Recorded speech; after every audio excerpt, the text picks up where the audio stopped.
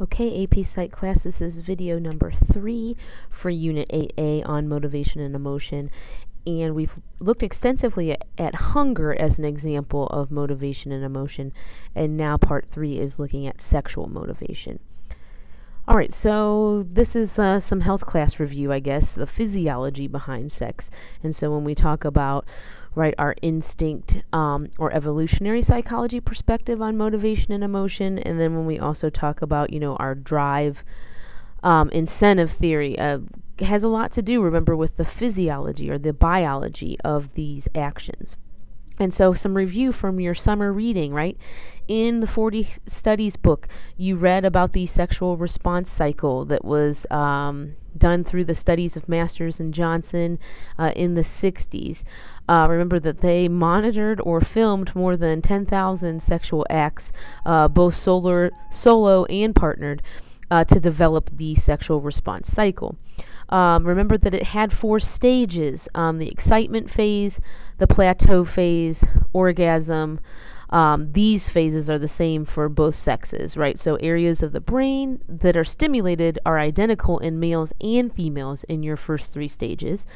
And then we have the resolution phase, which in males contains the refractory period.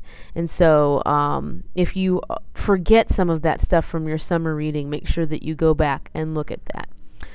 The key thing to remember here about the SRC is that good news is that this research really opened dialogue concerning sexual behavior. Culturally, we are sometimes it's a very awkward topic to breach, and so that was a good thing about the research done by Masters and Johnson. But I guess as a critique of it, do you really, I guess I'm just throwing this out there, do you really think people that volunteered for these studies are truly representative of all sexually active people? Probably not. But it still gives us a good general view of physically what is happening during the act of sex. Some other biology things important to remember are how hormones can drive sexual behavior. And so our key hormones would be estrogen, which is the female sex hormone, and testosterone, which is the male sex hormone. Please remember that all animals have both, but females have more estrogen than males and vice versa. This plays a role in that, these increase in intensity during, the teens, 20s, and 30s, and then will begin to wane in the mid-30s. And as we get older, the decreasing amount of hormones in an individual would explain why sexual desire and activity tends to decrease with age. Genetics can also play a role in the motivation and drive concerning sex. An example of that is MHC, the major histocompatibility complex, which is located on human chromosome 6. It's actually involved in immune responses, and there's been some recent fascinating research concerning MHC. That MHC produces molecules that enable our cells to recognize intrusive parasites, and so that kind of helps our bodies kind of stay a step ahead in the battle with invasive disease. And some past studies on MHC kind of show that humans and animals prefer mates with dissimilar MHC genes. And so perhaps from an evolutionary psychology perspective, our selection of mates with different MHC genes would have assured that our offspring had a wide range of immunity genes, and that the more parasites that a body could fend off, the more likely they were to survive. The kicker with this is that recent studies have shown that birth control alters a woman's ability to identify the differences in MHC genes, and so women may, if on birth control pills, pick a mate that has similar MHC to them.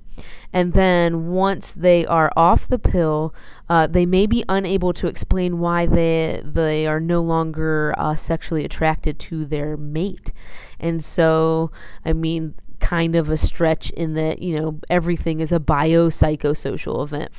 But from a biological perspective, birth control may kind of mess with the evolutionary ability to pick mates that kind of increase your offspring's chances for survival. So that's just some interesting recent research that's been done. Concerning the psychology behind sex, we can discuss both external and imagined stimuli. There's been research that has shown, and Masters and Johnson, again, just the beginning of this sort of research, that both males and females become aroused when seeing, hearing, reading erotic material. The problem with culturally with some of the erotic material is that it often contains coercive acts, which can sometimes lead people to believe that other people in real life actually enjoy being abused. And so that's one of the downfalls culturally of external stimuli that exists in our culture. And sometimes repeated exposure to external stimuli can make people feel less satisfied with their own partners or with their actual sex life, because it's not, I guess, as glorified as it is in, erotic literature or movies. Imagined stimuli just means, any fantasizing, daydreaming, or actual dreams involving sex. The brain is a fairly significant sex organ in that it can generate feelings of arousal all by itself. The last section for part 3 is on adolescent sexuality. And so know that teen sexuality is primarily linked to cultural and family values. That's what's listed first. Western cultures see more premarital sex relations than do Middle Eastern and Asian cultures. Teen pregnancy, compared with Europe, the United States has more teen pregnancy and abortions than our, European counterparts. Why is that? There's some things listed there. Lack of education regarding how it happens and how sexually transmitted infections are spread. There's often movements in our culture to ban that sort of education, thinking that that will stop activity, but it actually doesn't. A World Health Organization study showed that education may actually delay the onset of sexual activity. And so when people are not ignorant, when they are informed, it tends to actually delay the activity. Birth control is an issue in our culture, and that teens don't like to talk to parents or partners about that. Guilt plays a role in some surveys. Up to 72% of American girls between the ages of 12 and 17 regret having had sex. But, they give in to, societal or partner pressure. Alcohol use, there's a correlation between teen drinking and sexual activity because of the lapse in judgment when a depressant is in the bloodstream. And, of course, the mass media portrays sexuality. A Chicago survey of about 3,000 people ages 18 to 59 in the mid-90s showed that Americans are really more conservative with sex than the media portrays. But think back to, Bandura's experiment. Are young minds more influenced, by the media? That could be playing a role. Concerning STIs, 2/3 of new infections are people under the age of 25. The scary thing here is that teen girls actually have a lesser immune system because of their developing hormonal bodies, and are therefore more susceptible to contracting a sexually transmitted infection. Although we have, protection that may have only a 2% failure rate, statistics are just going to show the more active a person is, the more likely they will be a victim of one of those failures.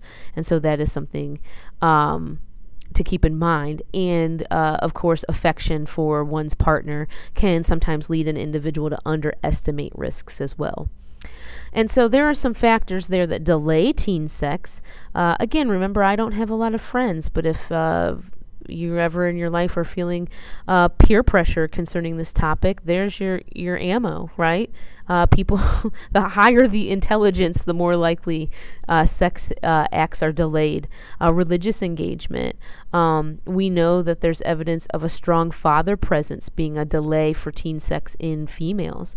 And we often know that participation in service learning programs, volunteer opportunities, just putting life in perspective can often make teens delay sex acts.